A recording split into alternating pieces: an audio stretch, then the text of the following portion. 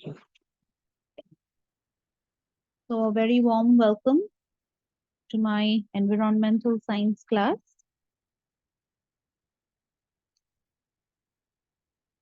The topic for today's discussion is environmental movements.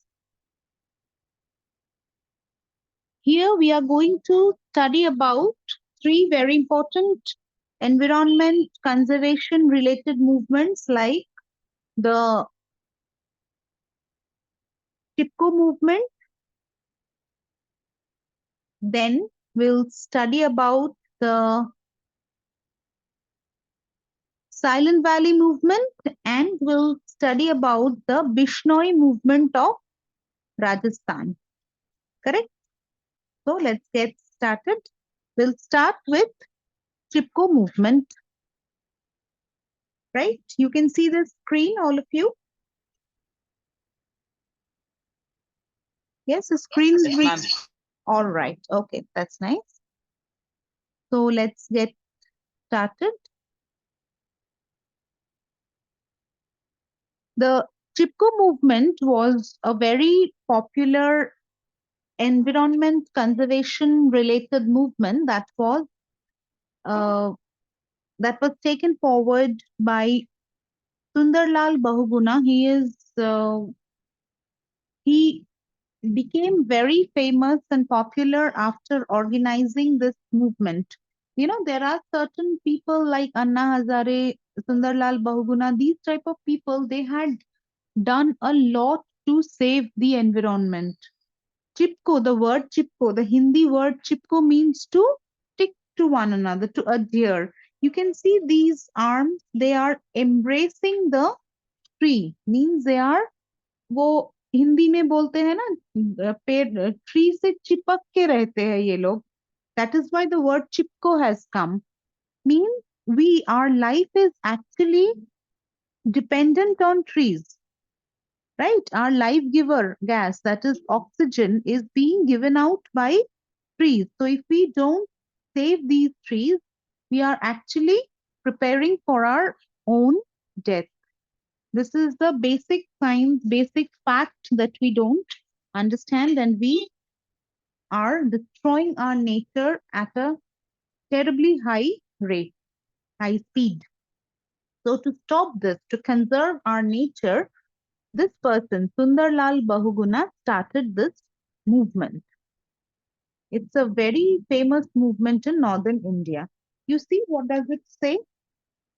See, the Chipko movement, the Bishnoi movement, and the Silent Valley movement, all these three movements can come for a 5-mark short note. So whatever is here, whatever I have given you in this presentation, please learn this and don't have to write pages after pages for this. Just know the points and write a crisp, solid, factful answer. That's all. Okay, so what is Chipko movement or Chipko Andolan? It began in the 1970s in Uttarakhand. So first you need to know the name of the movement. Then you need to know where did it start. It started in Uttarakhand and in which year? In 1970s. During 1970s, this Andolan or this movement started in Uttarakhand. Okay, which was then a part of Uttar Pradesh. That time Uttarakhand was not there. It was Uttar Pradesh. And it went on to all over the world as to future environmental movement. Chipko movement is not only popular in India, or it didn't only operate in our country, it also had a worldwide acclamation. It was acclaimed throughout the world. People appreciated and applauded this movement a lot, right? It is a movement related to the conservation of forests. See, forests are basically our life giver. Forest means forest means whole lot of trees will be there. Those trees will not only give us our life giver oxygen, it will also give us our food, our shelter, our comfort, everything. Now you might ask, ma'am, what type of comfort will it give? We are not staying in forest. Yes, you are right if you have this question in mind. Yes, they don't give us comfort directly. But if there is a good dense forest, it will have huge trees. It will prevent floods because the roots of the tree will hold the soil together. Hmm? Then it will control the climate. You will have regular or good amount of rainfall. That good amount of rainfall will give you a better yield, better harvest. You will have food security. So if you uh, connect it in this way, you will understand forests are extremely beneficial for us. Okay. And the most important point about this is it started with a non-violent protest in India. This Chipko movement has got nothing to do with violence. It's not a freedom movement. Understood? It has got nothing to do with violence. It is not a war. There is a difference between a movement or this Andolan and a direct war. Here, what did the people do? They had just, they hugged the trees. Huh, they hugged the trees and said, don't cut the trees down, don't fell the trees. This is what they said. They didn't start fighting with the people who came to cut down the trees. There was no violence here. This is the person, see, Sundarlal Bahuguna.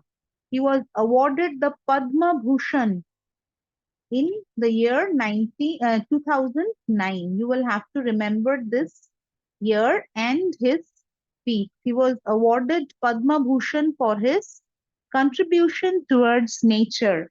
I mean, contribution towards ecological conservation. Okay. So, what did this man do? Rather, this great personality do? Sundarlal Bahuguna was a well-known Gandhian. That means what? He walked on the path of Mahatma Gandhi. Huh? He is the movement's head. So he headed this movement, Chipko Andolan. He headed this movement. In the additionally, additionally, he is attributed with producing the Chipko slogan, ecology is the permanent economy. This is very true, right? We fail to understand this basic fact that ecology is actually our ultimate. Ecology is our ultimate economy, right? If we have a sound ecosystem, see, ecology is the permanent economy, which is very true. If we have a sound ecosystem, what will happen? We will have a lot of ecological products, natural products. This will be sold outside, exported, and will definitely earn revenue from here. So you understand the situation here. Ecology is the permanent economy. That means it gives you a permanent security of everything: food, space, shelter, clothes, comfort, everything. That is why this is a very popular Chipko slogan, which is ecology is the permanent economy. Later during 1970s, Chipko movement, he propagated the notion, that is the idea, notion means idea, that ecology and habitats are more important. See, uh, you might have a lot of amenities in life. You might have a laptop, a smartphone, enough to eat, good dresses, bags, everything. But the place in which you are staying, your surrounding, your home is terribly unhygienic, dirty, unhealthy. Then what is the use of having those expensive things in your life when your uh, basic facilities that you have there, that means your shelter, that is so dirty, so unhealthy? Are you going to have a good health to enjoy those expensive things? Not at all. So it's very important for you to have a good surrounding and a good habitat. That is very, very important, right? So see, how did these ladies, they were not so highly educated, but then also they had the idea, they had the feeling that trees are life givers. They cannot be cut down or felled like this.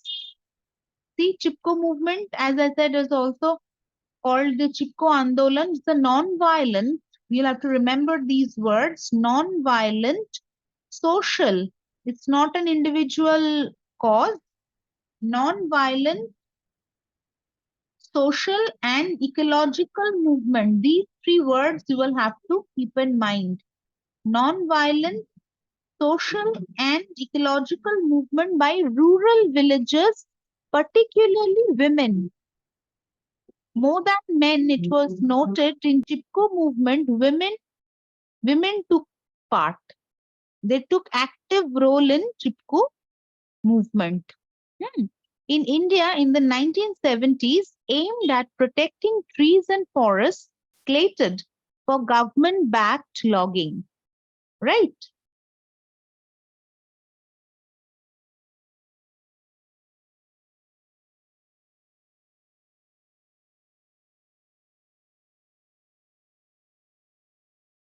It's so these bullet points you'll have to remember. I had just stated that same thing in bullets over here. The movement originated in the Himalayan region of Uttarakhand, then part of Uttar Pradesh in 1973, and quickly spread throughout the Indian Himalayan regions. Okay. So this is all about your Chipko movement. So basic things, it will only come for a 5-mark short note. Don't make it too long. Just know the facts. Who headed the movement? Where did it start? Who were the participants? In which year did it start? And what was the idea behind this movement? What was the purpose of this movement? Right? These are the few important points that you need to remember while you are writing this short note. Fine. Next, we'll come to another important environment related movement, that is Silent Valley movement. This is also a very important movement. This Chipko movement is a movement that started in northern part of our country, in northern India, in the Himalayan region. And this movement started in the southern part of our country, in Kerala. Okay. See, Save the Silent Valley was a social movement aimed at the protection of Silent Valley, an evergreen subtropical forest in the Palakkad district of Kerala in India. This valley is an extremely beautiful, lush green ecological spot, which was seen to, it was seen to get declined. This was not expected. It disturbs the ecological equilibrium when a particular ecological spot or ecological area is on the verge of destruction. It is really going to disturb the ecological equilibrium in the long run. So what is it? Let's learn. Silent Valley movement was the movement against the state. See, this is a movement against the state to protect the Silent Valley, an evergreen tropical forest. This valley is nothing but an evergreen tropical forest. An evergreen tropical forest is so important to maintain ecological equilibrium. Without evergreen forest, ecological equilibrium has got no meaning. Okay, so it's an evergreen tropical forest in the Palakkad district of Kerala in India. It was started in 1973. See, by seeing the date, you can understand during these time, see 1973, during these time, be it southern India, be it northern India, people became very much aware of protecting trees. They became extremely cautious. This type of things should come back again now. These type of things should come back again now. We are not at all concerned about the ecology, the trees. the ecosystem, the water, the air, just not concerned. See, approximately 50 years ago, people were concerned. They thought about all these things, but we are so ignorant now. See, it started in 1973 to save the Silent Valley Reserve Forest from being flooded by a hydroelectric project. Now, when you are doing a project, if you remember that the other day I was discussing in the class for construction of a national highway that will connect Bangalore to Hyderabad, 20,000 trees were cut down. So when you are using a particular ecologic or a particular ecosystem for any type of project, that means what you're going to clear it off. You're going to cut down the trees and make it suitable for establishing the project. Now to do that, now to establish that, you are actually destroying nature. In turn, you are destroying nature. Hmm. So to stop that, the people in this valley, they even stood against the government. Hmm. It was started in 1966 by an NGO led by Kerala. Sorry. It started in 1966 by an NGO led by Kerala Shastra Sahitya Parishad, KSSP. Hmm. Please remember this full name, Kerala Shastra Sahitya Parishad, to save the Silent Valley from being flooded by a hydroelectric project. Okay, in February 1973, the Planning Commission approved the project at a cost of 25 crores. The valley was declared as Silent Valley National Park in 1985. It takes time, true. See, you must have heard of this English saying, wherever there is hurry, it means there is devil. Something good takes a lot of time. Let it take time, doesn't matter, but we need this good to happen to all of us, to our environment, to our nature. Hmm. On 1st September 1986, Silent Valley National Park was designated as the core area of the Nilgiri biosphere. You'll have to remember this. Hmm. And this one also, if you can remember, it's very nice. Today is Sunday, so I would ask you to watch this film also. See, you must be thinking what type of a teacher she is telling us to watch a film. Yes, I am. This film, if you can watch, please watch this film. Only an Act Away. In 2003, this film is a well-researched documentary. It's a 40-minute documentary on the struggle to preserve the Silent Valley. If you can watch this film, please do. This documentary is an excellent uh, it's an excellent effort to show us what people did to save this Silent Valley. The film shares the anxiety of the people of Kerala about the future of Silent Valley. See, these rural people, they were not so highly educated, they didn't have such formal degrees, but these people were extremely careful about what's happening in the nature and what might happen if you are not conscious. Understood? So it is a good documentary. If you can watch it, you will remember the facts better. Hmm.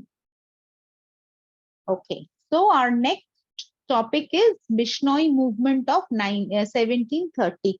I would suggest you to learn these three movements very nicely because there are chances that you might get one of these movements as a short note in your exam, right? Next topic is Bishnoi movement, which is the first environment movement in India. Remember, if there is a 1 mark question, name the first environment conservation related movement in India. You will say it is the Bishnoi movement. Bishnoi, Bishnoi, Bishnoi movement. See, The Bishnoi movement was headed by a prominent leader named Amrita Devi. Okay. The aim of the movement was what? To protect the trees from being felled on the orders of the king of Jodhpur to build a new palace. The king of Jodhpur or the Maharaja of Jodhpur had given an order to cut down plenty of trees to build a new palace. This person, Amrita Devi had stood against it. She protested this. Look at the courage of this woman. She didn't even fear to stand against the then king. We always fear, oh my God, what will happen if they kill me? And during those times, kings were everything, right? If they give out an order, if he gives out an order, go and kill this lady, that lady is finished in 2 seconds. But she didn't have this fear in mind at all. Hmm. See, the Bishnoi.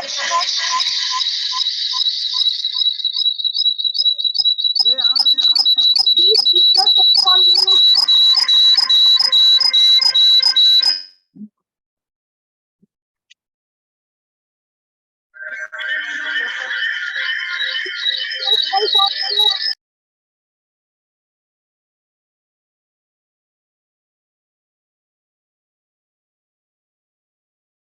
The Bishnoi movement began in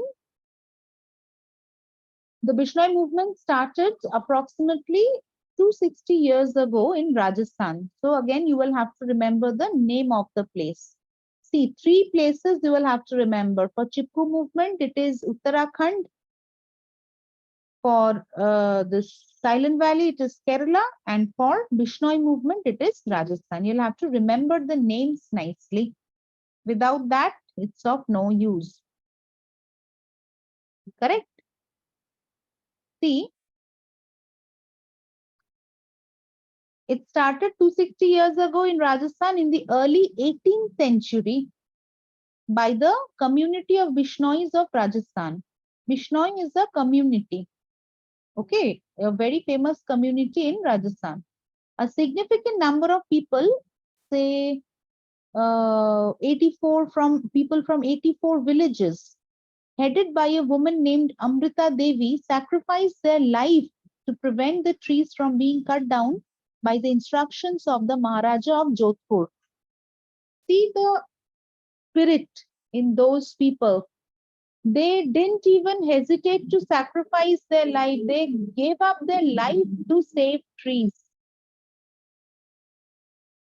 The Bishnoi movement was historically been an expressive and powerful representation of ecological philosophy in Rajasthan.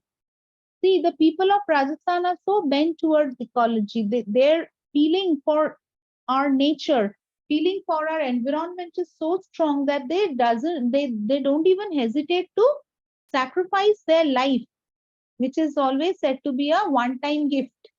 They don't even hesitate to sacrifice life for in order to save nature. Hmm. A religious organization in India founded by Guru Jambeshwar Ji Maharaj was the Bishnoi sect.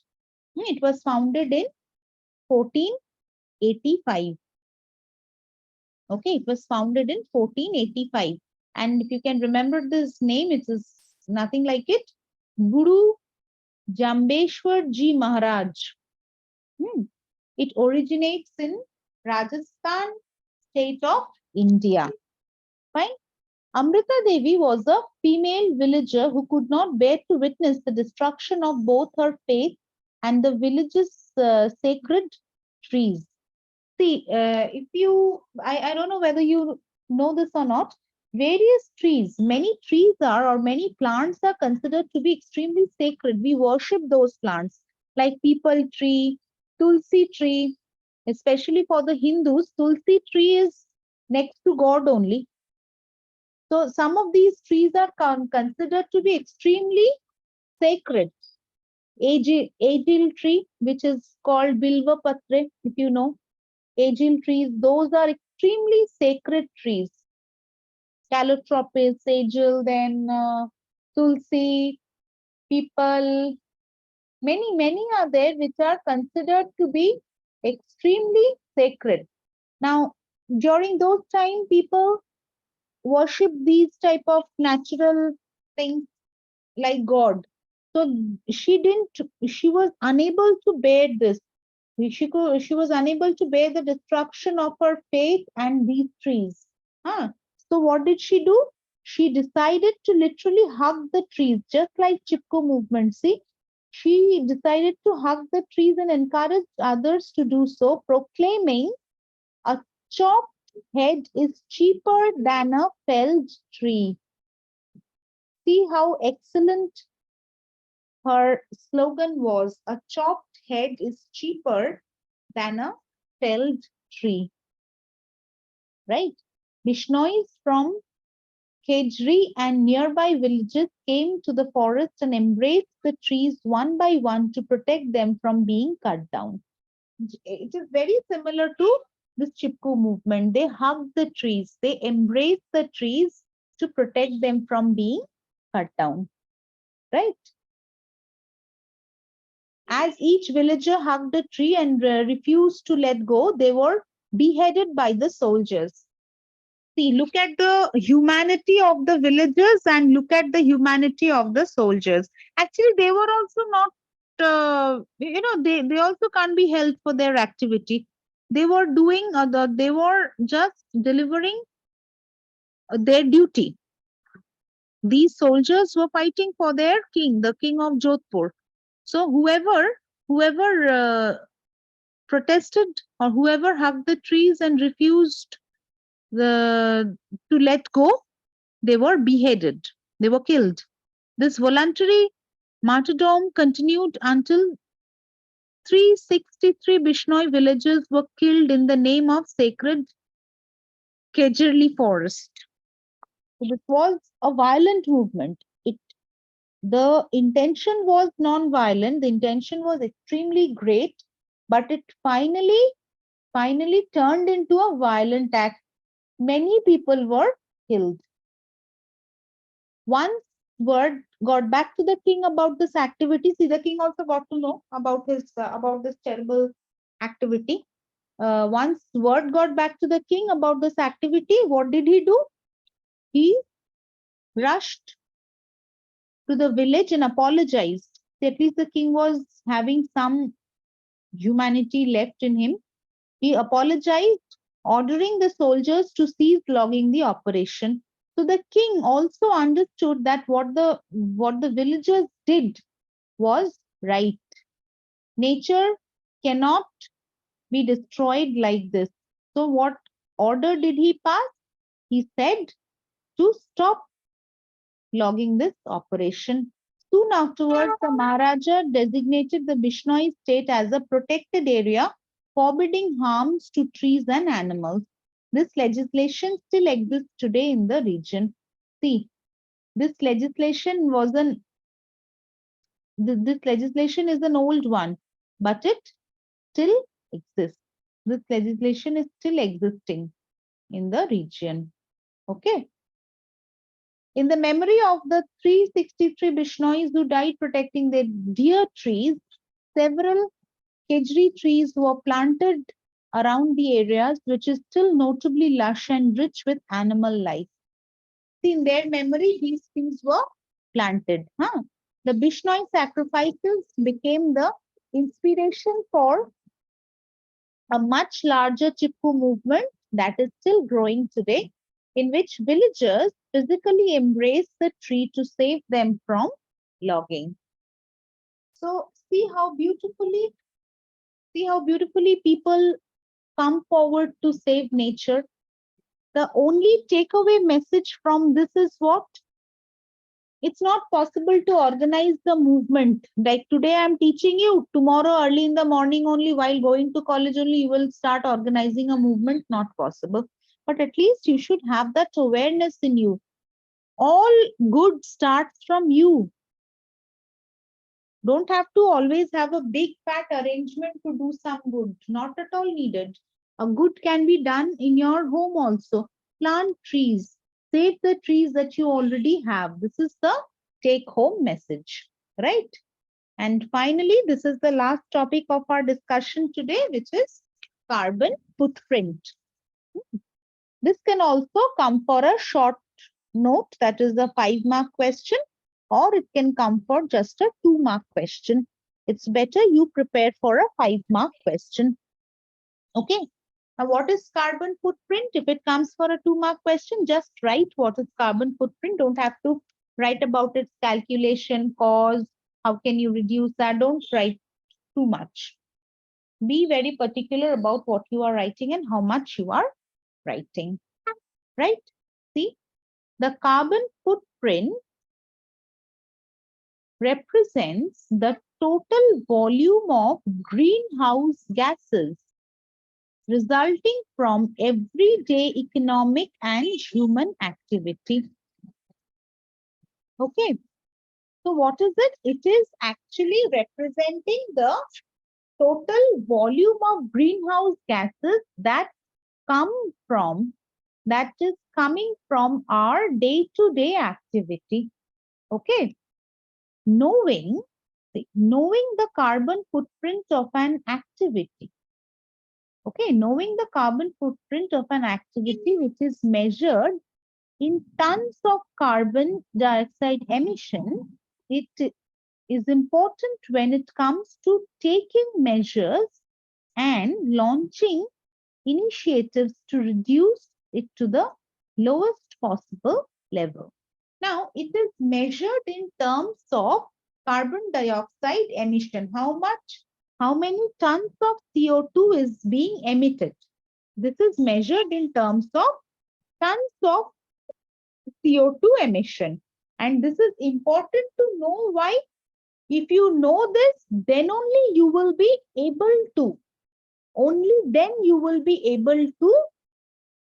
do something that will reduce it to the lowest possible level. Okay, it all starts with what each individual does every day. This is what I was trying to say. It starts, all these good activity, they start with individuals. They start at the level of individuals. How much you are doing. You need not see what others are doing. Do your part.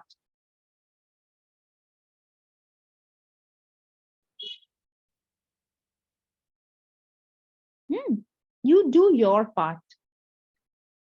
See, if this happens, no, that the load of carbon is more on Earth, we are definitely preparing for our own destruction.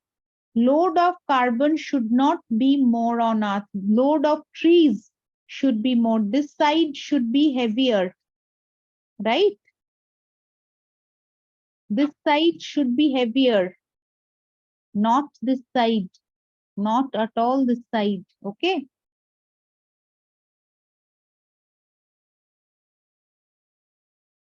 So what does it say? See, the carbon footprint concept is related to and grew out of the older idea of ecological footprint, a concept invented in the early 1990s by Canadian ecologist William Rees and Swiss-born regional planner Marcis Wackernagle in the University of British Columbia. Right. In ecological footprint, an ecological footprint is the total area of land required to sustain an activity or population. This is ecological footprint. Now, this ecological footprint is very much associated with carbon footprint. It is a concept related, or you can say it came out of this ecological footprint concept actually. Okay, it includes environmental impact. Fine. Sorry.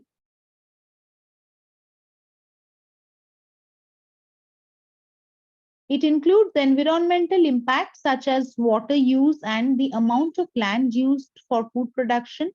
In contrast, a carbon footprint is usually expressed as a measure of weight as in tons of CO2 or CO2 equivalent per year. This is what I was just telling you, that carbon footprint is calculated in terms of tons of CO2 which is emitted from our day-to-day activities every year. Okay, so see, your personal carbon footprint is what you leave behind as a result of moving about, consuming, eating, and using resources like energy. Fine. See, you might be thinking that I am only one individual among this brilliant trillion and zillion people in the world. But yes, your activity do leave a footprint behind. That also leaves an impression, an imprint behind. Hmm. See, your personal activities like what you are eating, what you are consuming, the energies that you are using, how you are moving about, everything leaves an imprint. It matters. Okay. Environmental NGO, the Nature Conservancy estimates that each inhabitant on the planet produces an average of almost 4 tons of carbon dioxide every year. Can you believe this? One individual is producing 4 tons of CO2 every year, while in countries like the United States, this amount is up to 4 times that person and per year. Can you think of the condition, the load of CO2 that we put on Mother Earth? Every individual is producing approximately 4 tons of CO2 every year. And in US countries, in those regions, it is the double, it is 4 times. So you can understand the condition now. What a terrible stress we are putting on Earth. The Nature Conservancy says that all we need to reduce our carbon footprints to less than 2 tons per year by 2050. This has to reduce by 2050. The experts say that this is the best way to ensure that temperatures stop rising and don't reach the dreaded 2 degrees threshold, which would exacerbate climate change and transform it into an irreversible problem. See, we can still reverse what has gone wrong till date. But if we are not cautious enough, if we are not at all cautious, we are so ignorant, let things go, let things happen like this. If we keep on doing these things, we are definitely going to invite a lot of trouble for us. A lot of plentiful of trouble for us. And that time these problems will become irreversible. We will have no option to reverse it whatsoever. Okay. See this. Individuals and corporations. Now, first, we should need to know carbon footprint reduction things. We should have the idea how to reduce the footprint. See, individuals and corporations can take a number of steps to reduce their carbon footprints and thus contribute to global climate mitigation. Fine. They can purchase carbon offsets. The broadly stated an investment in a carbon reducing activity or technology. The investments should be made for these things, which will save us in the long run. Instead of investing in activities which will pay us nothing. Instead of investing in bekar ki cheeze, we should invest in these type of things. Purchasing of carbon offsets, which are going to give us a carbon-free environment, a healthy environment for our future. Okay, to compensate for part or all of their carbon footprint. Okay, if they purchase enough to offset their carbon footprint, they become effectively carbon neutral. This is what I just said. It is very important to make our surrounding carbon free. This level should go down. This is a very important picture. Carbon dioxide level should go down. Otherwise, there is no hope for us. No hope for us at all. Okay. See, what can we do to reduce our carbon footprints? Hmm. These are some of the pictures that we should do. We should practice in order to reduce carbon footprints. Among them, what can we do? See, install solar panels to switch to green power. Then we should take second-hand things also. It's not always necessary that you will have to have brand new objects all the time. If possible, we can go for second-hand options. People think it's a prestigious issue. If we use second-hand things, oh my God, what will people think? Forget about what will people think. Don't just look into that. Look into what you are doing. So, installation of solar panels, second-hand shopping, replacement of halogen lights.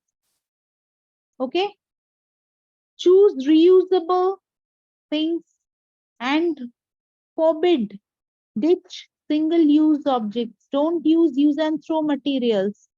That will increase trash. Use reusable things. Buy local food. Very important. Don't always wait for buying branded food which is imported from foreign countries. Don't wait for that all the time. Buy local food. Train, bus, bikes, and these vehicles should be avoided. If possible, walk a little more. That will help your health to grow better, and it will also save the environment from extra load of carbon emission. Hmm? Then what? Install drought proofing. Very important. Reduce food wastage. Important point. We get to eat every day doesn't mean we will waste every day. Wastage of food has to be reduced, right? Next, what you can do? Next, what you can do? You can reduce the use of these AC a little. You should monitor temperature surrounding you. Please keep yourself on mute. Next, see, these are the various options which we were just now talking about. Look at this picture very carefully. These are top options for reducing your carbon footprint. Okay. The average reduction per person, note per person per year in tons of CO2 equivalent. If you live car free, 2.04 tons of CO2. If you use battery electric car, reduction is 1.595 tons. One less long haul flight per year, this is the value. Renewable energy, if you are using 1.6 tons. Public transport, 0.98.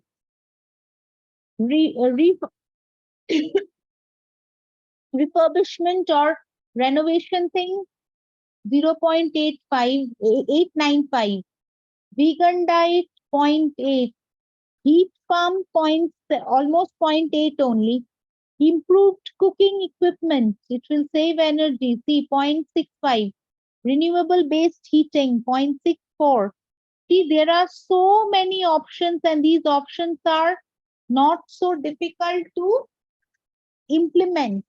If you really can do this, it will help you a lot to build a healthier surrounding. Okay. See, carbon footprints can be reduced through improving energy efficiency and by changing lifestyles and purchasing habits. Switching one's energy and transportation use can have an impact on primary carbon footprints. So obviously, from here only the pool car concept comes up. If you are using a carpool system, then what will happen? Suppose 10 people are traveling. If you plan to travel individually, then you will have to travel in 10 different vehicles. But if you are planning to travel together in a carpool system, what will happen? Emission is reduced to 1/10 of it.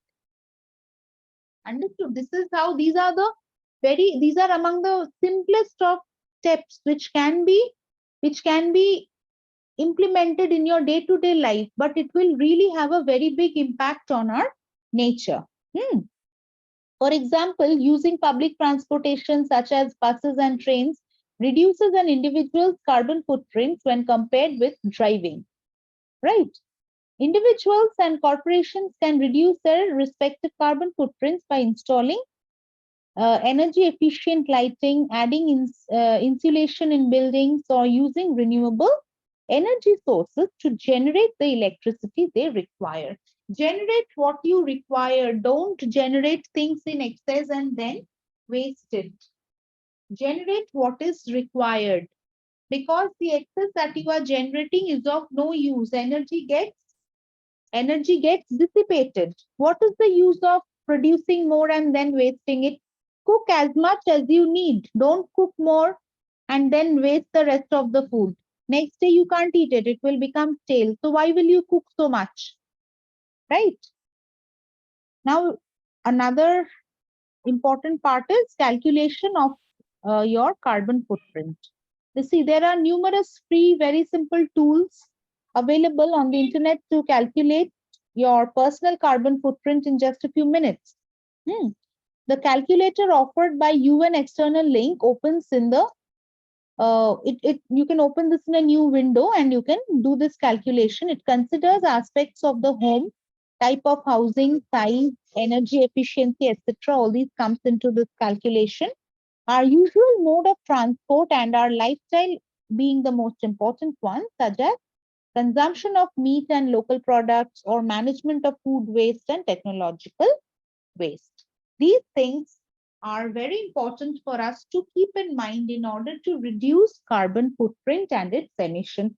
Once we take it up as our responsibility, we might not be able to see the change immediately, but yes, there will be a significant change in the next few years. Okay, so this is all that we had to discuss today. Thank you so much for joining the lecture. This study mat will be shared with you. I told you people not to do this, but I'm seeing you people are doing this.